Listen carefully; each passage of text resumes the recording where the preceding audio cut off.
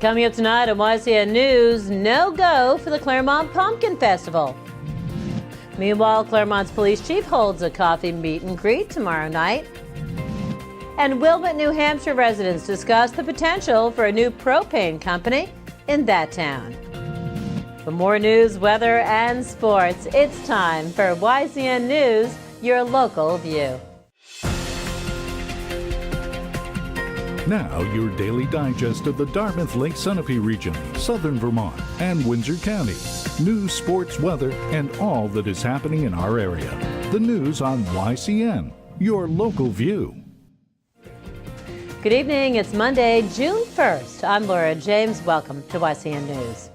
Well, the New England Pumpkin Festival will not be held in Claremont this fall. On its website today, one of the festival organizers and leader of Claremont Citizens Group, Michael Charest, says the festival is canceled.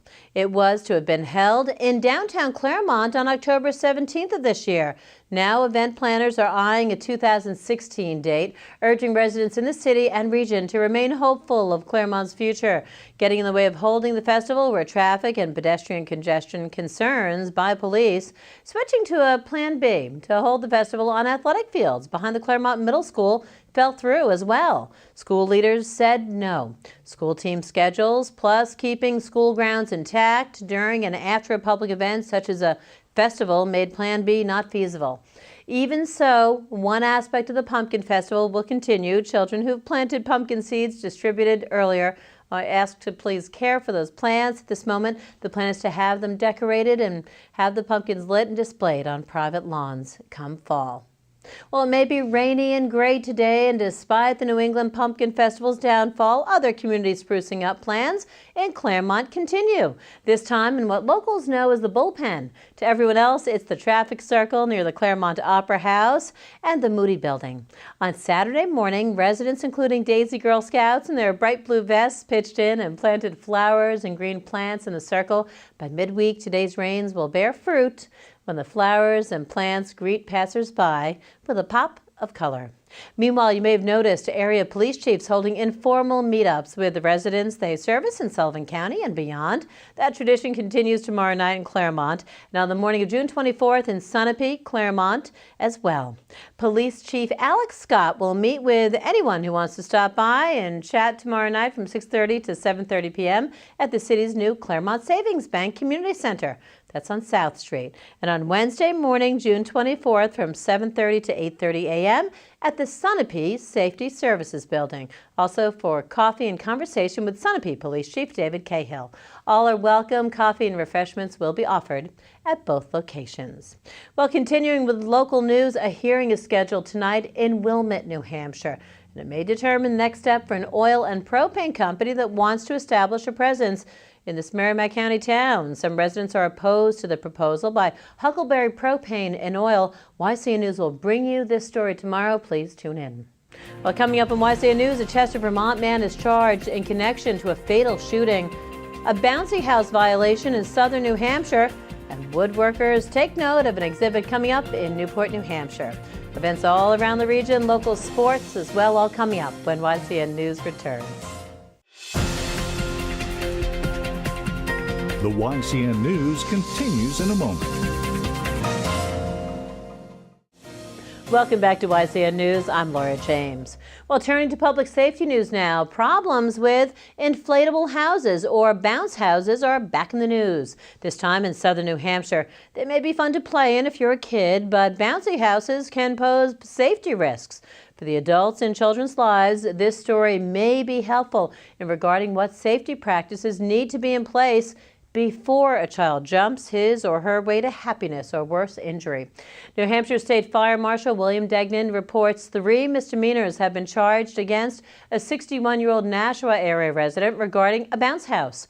In a news release, Gary Bergeron has been arrested by law enforcement and charged with failing to register the bounce house used as required by the State Commissioner of Safety and failure to obtain an amusement ride decal as required, and for failure to have an amusement ride inspection, also a state safety requirement. Bergeron has been released on $1,000 personal recognizance bail. He's set to appear June 24th in Nashua District Court. An accident on October 12, 2014 injured 2 young boys playing in a bounce house. Fire Marshal Degnan reminds any use of a bouncer inflatable house, whether at a private party or someone's home or at a public event, to be securely anchored. Since 2008, injuries related to bounce houses have been on the rise. An average 31 children are treated daily in emergency rooms across the country. Parents should be familiar with the risks and dangers of bounce houses and should receive proper supervision instruction. In other public safety news, a Chester, Vermont man is charged by police for his connection to a fatal shooting of a Springfield, Vermont man outside a convenience store on April 18th. 33-year-old Darrell Barra allegedly is an accessory after the fact in the April shooting that resulted in Wesley Wing's death, the Eagle Times reports. Defendant Gregory Smith remains in custody and is being held without bail for allegedly shooting Wing. A dispute over the bringing into Springfield of drugs by Smith may have led to the shooting. Earlier published reports note Wing was upset about the town's increasing drug culture in the town. Also under arrest in this case is an acquaintance of Smith, Wendy Morris. Morris is charged for helping Smith elude police capture and arrest. Smith and Morris were found by police in a Londonderry, Vermont camper where they were arrested. Barra, police say, brought Smith to the Londonderry camper and brought food and supplies for Smith and Morris as police searched for Smith's whereabouts. Well, our next story turns to a cultural theme. If you're an amateur or professional woodworker, or if you enjoy woodworking, the Library Arts Center in Newport, New Hampshire wants to see your work, and it might be displayed in their 2015 juried exhibit of woodworking. The exhibit will display furniture, turning sculpture, carving, and more from woodworkers of all different skill levels, from professionals to those who are passionate of the craft. The exhibit's goal is to explore the full scope of the art, and all entries are welcome regardless of your skill level. Should you be interested, you can submit photographs of up to 2 pieces by Saturday, June 6th. Along with an entry form, the form can be found on the Library Arts Center website under the 2015 exhibit schedule list. It can be submitted by hard copy too or digital format. Email to info@libraryartscenter.org. Participants will be notified of the decision by June 10th. Well, coming up, Kearsarge Chronicles' Lynn Solomon sat down with Doreen McKinney. She's from Muskoma Bank and will fill us in on the Platinum Passport Club when YCN News returns. The YCN News continues in a moment. Welcome back to YCN News. I'm Mike Pizzone. Well, in case you forgot what season it is, Mother Nature's done a pretty good job these last couple days reminding us it's still spring. That rain won't let up much this evening, becoming heavy at times with temperatures bottoming out at about 44 degrees. Things won't be much different tomorrow either, with a high of 58 degrees and a 60% chance for more showers throughout the morning and early parts of the afternoon. Skies will begin to clear tomorrow evening with a low of 45 degrees and winds becoming calm. The sun will finally make an appearance on Wednesday though, with mostly sunny skies and a high of 67 during the day before falling to about 47 Wednesday evening. Now let's take a look at our community calendar to see what's happening in the area. A chat with Claremont Police Chief Alexander Scott will be held tomorrow from 6:30 to 7:30 p.m. at the Claremont Savings Bank Community Center on South Street in Claremont, New Hampshire. Light refreshments will be available and all are welcome to attend. The Vermont Food Bank will present a portrait of hunger in our community tomorrow at 6 p.m. at the Rockingham Free Public Library in Bellows Falls, Vermont to educate the community on the issue and what can be done to help. Call the number on the screen for more information. A bingo night will be held at the Charlestown VFW Post Hall on Lovers Lane Road in Charlestown, New Hampshire on Wednesday with games beginning at 6:30 p.m. The event is a primary fundraiser for scholarships and various community donations. It feels like just yesterday we were talking about teams practicing indoors and season openers being delayed due to field conditions, but believe it or not, it's now time to start talking playoffs. The NHIAA released its tournament brackets this morning for baseball and softball, so we thought we'd break things down a little bit to see how our local teams stand. Beginning in Division II, both the Lebanon and Hanover baseball teams played their way into the tournament, though both will be on the road for the opening round on Thursday. The 9-7 Raiders have perhaps the most intriguing matchup on the bracket with that ever-so-close 8-9 game, and they'll be up against a struggling Oyster River team that heads into the postseason riding a 4-game losing streak. In Division III, 8-8 Stevens was the lone local team to earn a first-round home game, though it was Newport who was rewarded most for its 10-6 regular season, earning a first-round bye that will guarantee the team a matchup in the second round against 6th-ranked Messinic. Ball Mountain and Kearsarge also swung their way into the tournament and will play their opening round games on the road tomorrow. Over in Division 4, the defending champs from Sunapee were dealt the number 4 seed by virtue of their 12-4 record and will play host to a 13th ranked Newt team Thursday that's had some success against the Lakers this season.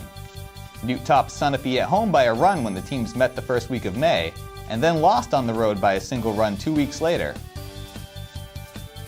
As for softball, 14th ranked Hanover will be in for a tough task in its Division II tournament opener Wednesday against the second-seeded Windham team with just 3 losses on its record.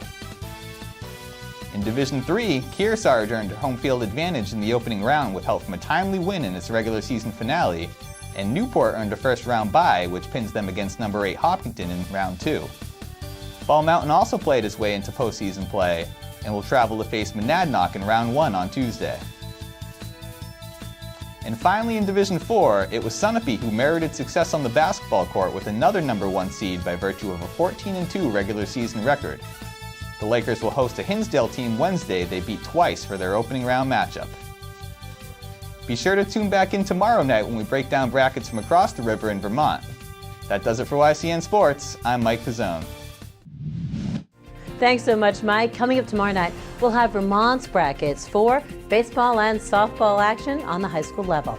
Okay, coming up next, YCN's Capital Connections' John O'Connor will have part 4 of his conversation with Ray Gagnon, Sullivan County District 5. That interview coming up when YCN News continues. The YCN News continues in a moment.